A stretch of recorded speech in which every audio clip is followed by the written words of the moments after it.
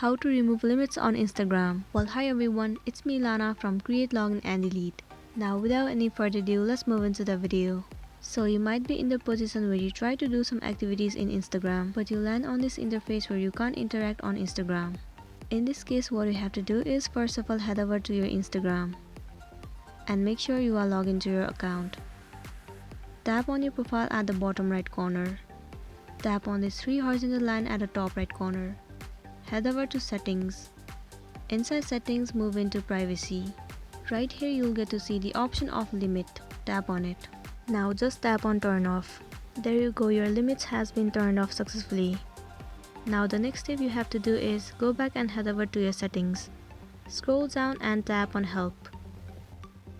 Right here tap on report a problem. In this section you need to write the problem that you have been facing on Instagram.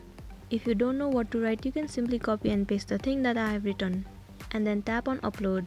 Select the screenshot of the issue that you have taken. Once it is done, tap on send at the top right corner. Now within few hours, Instagram will definitely come up with the solution for you and then you'll be good to go. So this is it for today, and this was a tutorial video on how to remove limits on Instagram.